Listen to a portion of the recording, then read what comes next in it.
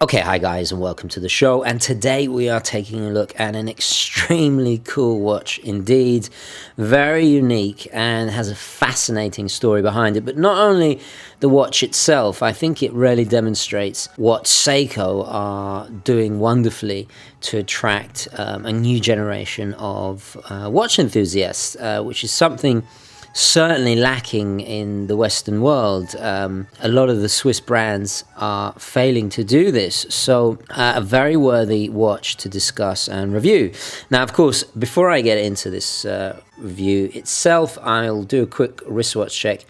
I'm wearing my Seiko Giugiaro very deliberately because, well, first of all, it's Seiko. Second of all, it's also part of a huge franchise famously worn by Sigourney Weaver. Well, not this version, the original. This is a reissue. The original was worn by Sigourney Weaver in James Cameron's iconic science fiction action adventure Aliens. And of course, with that really interesting 80s aesthetic. Another thing it shares with the watch we're taking a look at today.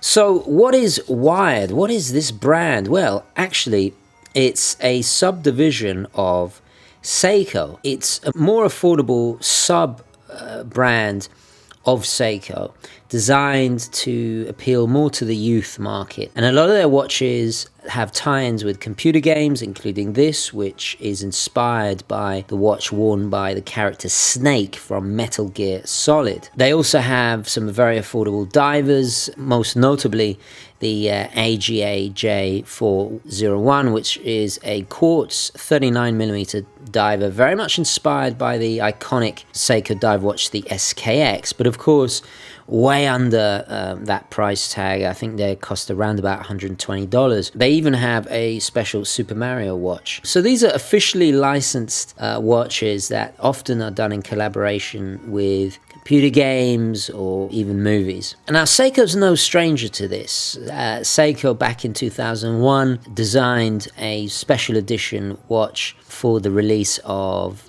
the Final Fantasy film, The Spirits Within, worn by the main character. It was limited edition to 1,000 pieces, and of course it was very much sci-fi influenced, quite avant-garde.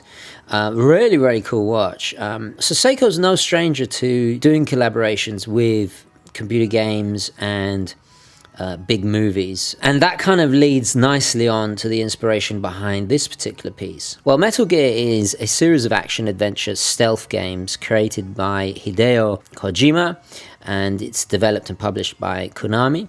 The first Metal Gear game was released in 1987. The franchise has grown and grown, and 31 years later, the recent release at the time of posting this video is Metal Gear Survive. But the main influence behind today's watch really was the AGAM401, which was a limited edition watch made in collaboration with Konami for the 2015 Metal Gear Solid 5, The Phantom Pain. Now, that particular game is based in 1984, so the natural choice really was the Digiborg series of 80s watches by Seiko, which were extremely popular during the time and made hugely iconic, especially by the James Bond franchise. A year earlier to the time that the game is set, in 1983, Octopussy was released, and James Bond famously wore the G7575020. The LCD display was modded to show a tracking, a kind of almost like a radar, so he could track and locate this Fabergé egg. So that very retro 80s aesthetic was the logical choice for Metal Gear. And in 2015, with the release of the Phantom Pain, Seiko, under the Wired brand, released a special edition which was limited to only 2,500 pieces. At the time, the retail was about $375, although nowadays you can find them, you know, into the thousands. And they had a lovely box, artwork, and they were very faithful to the watch, that you can clearly see Snake, the main protagonist of Metal Gear computer games, wearing it. And I think it really matches, especially on his kind of robotic arm. Interestingly, it's utilized in a more of a military context, so it does have a NATO strap. And then fast forward 2 years later, in 2017, Wired then released a non-limited edition in a variety, a whole plethora of really cool designs, a little bit more simplified, using the same module. This time, however, there was a gold tone version. There was also a black PVD with certain sections in blue, in a kind of brushed steel blue. There was a stainless steel version on a bracelet. And then, of course, there is the version that we're taking a look at today. So a lot of influences behind its design, and it's certainly very, very futuristic. I happened to come across this totally by accident. I was quite intrigued by its design. I love this black PVD glossy finish, so it's a stainless steel case. We have a curved hardlex glass, which is, I've never seen anything like it, to be honest. It's described as a windshield shape, and it protrudes quite nicely. We have a screw-in section with kind of rose gold tone screws that match the gold markings on the actual display and even on the start-stop button. This particular version, this is the AGAM404, comes on a nylon strap, which I gotta say is really substantial, and this is something that Seiko tend to cut corners on their more affordable pieces, but it's beautifully stitched, it's really, really thick, and we even have a little roller there for the buckle, so it just makes, you know, sliding the tongue of the strap very, very easy indeed. So let's get the dimensions out of the way first. The diameter is 41.5, lug to lug is 51.4, the height is about 13.5, and the lug width is 22 millimeters. So it's not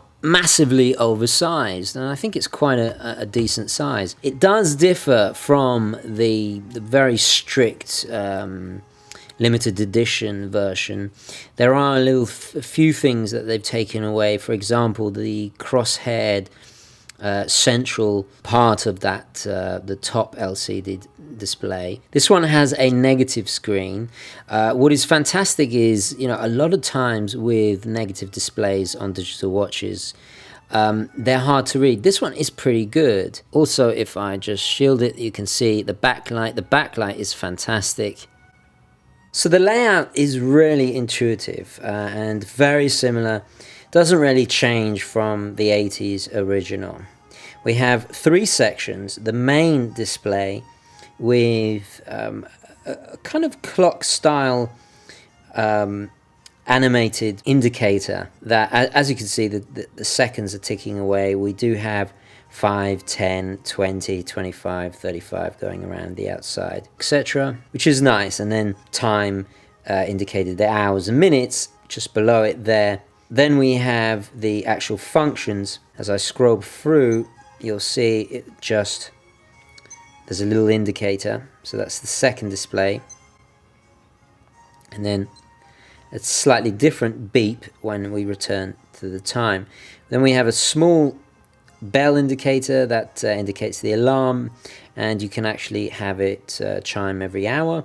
Then we have the day, date, month at the bottom. I love the way the pushers angle outwards. They lean towards a central point. The angles of this case are quite astonishing. It reminds me of, it has a slightly automotive feel about it. In fact, it makes me think of the Batman car, not in the old Batmans, but the newer Christopher Nolan. It has that kind of almost aerodynamic shape to it.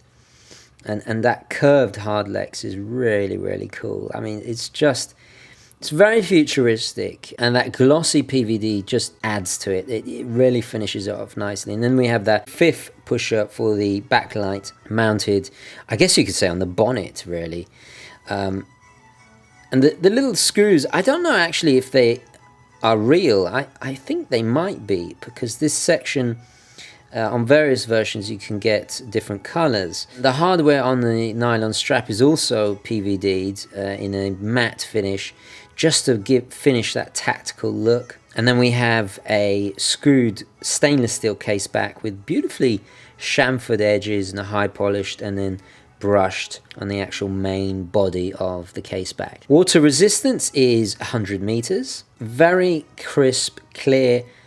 These are actually engraved with paint deposited in the engravings, so it's you know, it gives it a really nice feel. The lettering here clearly indicating the function of each pusher. The buttons themselves are brushed in finish, and a nice subtle differentiation between the main case. In terms of the function, obviously we got month, day, date, day of the week, hour, minutes, seconds, all displayed on the main time screen. You can change from 12 hour to 24 hour, and the calendar adjusts automatically for odd and even months of the year, including leap years from January 1st, 2014 to the 31st of December 2063. We then have the standard chronograph. If I just reset it there, start and stop, and that pusher for the start and stop is the only one that's different from the others. Again, we have a little gold tone engraved ring just to differentiate it from the other pushers. A very subtle but nice touch. Quite a standard, you know, it's a common trait of chronographs, especially digital chronographs like this. Just start the chronograph, and there you can see it can record split seconds with that really cool seconds buzzing around. You can record up to 99 laps. You can change from split time to lap time, so you can just easily split from those two. It can measure 9 hours, 59 minutes and 59 seconds to 1/100th of a second increments, and you can store 99 laps in the data in the memory there. If we go to the next function, we have the data function for storing recorded laps, etc. And we have a timer, which is you set to your desired countdown amount, and then the alarm will sound. And we have one alarm with a 20-second beep. And then lastly, we have dual time as well. So the module is the W865. It runs off one lithium battery, the CR2025. Has a battery life of approximately 3 years, and it does include a battery life indicator function. So a little symbol will pop up to say that you need to replace your battery. Its accuracy, its loss or gain is plus or minus 30 seconds a month, and it is of course a derivative of the G757, which was in the original James Bond Seiko way back in the 80s. So let's put this bad boy on the wrist and see how it wears. And there we go. So it is quite a big piece. It certainly sticks up a lot, and the NATO strap doesn't assist its slenderness, although it's very comfortable. The weight is about 113 grams, so it's not that heavy. It has a very reassuring feel to it, very solid. Certainly got a presence and a very distinctive style. Now, that negative display, it's very difficult to shoot in here because of the light, but it is actually, compared to my negative display on past G-Shocks, it's actually pretty good, and doesn't distort that much at different angles. A little bit too big for me, but yeah, so is pretty much every other watch. But yeah, very fun. So let's discuss the positives first. Well, firstly, I think, actually, to be honest, the most important thing about this watch is not the watch itself, but really what the watch represents. It's a clever way of Seiko reaching a new generation, something that a lot of watch brands are not doing, and they should be, because they're missing out. A lot of young kids today automatically go into the smartwatches. Watches are often seen as dated, unnecessary even, which is, you know, one of the biggest misconceptions about watches, as we all know. Seiko, by making affordable, cool designs like this, collaborating with video game franchises, movies, it's a wonderful example of a brand embracing young people, engaging them with something exciting, willing to be a bit different. However, they are based on classic, iconic designs. Makes me very excited about the future, and I'm quite intrigued to see what Wired and Seiko do next. I think at the end of the day, it's very affordable. This is around about $200 in Japan. For us, we will have to pay a little bit extra for shipping, so I think I paid about 230 in total, but certainly unlike any other watch out there. It's very distinctive, very fun. It's very well made. You know, for an entry-level watch, you don't see this about. And I think it's fun. It really is fun. And the fact that it even comes on a nylon strap, it shows that they're paying attention to the younger generation. Yeah, it keeps costs down, but they didn't skimp out. It's a really beautifully made strap. I think also it's very clever that they've made a non-limited edition that's slightly its own thing, but so clearly based on the Metal Gear watch. Even the name Solidity, I mean, it's a very cool nod. And you'll see Seiko themselves doing this with the 62 Mass Diver recently. They had the limited edition, very expensive, extremely faithful reissue, costing in the thousands. And then they had their more affordable, budgeted version that was a little bit more modernized, which I have still yet to review, by the way. So yeah, it's very clever positioning in terms of the market. I love the case. I think it's really got a cool look. It's certainly something you don't see every day. It's retro, but yet modern. It's just cool, you know? So the negatives, well, I think it's too thick. They really didn't have to make it as thick as it is.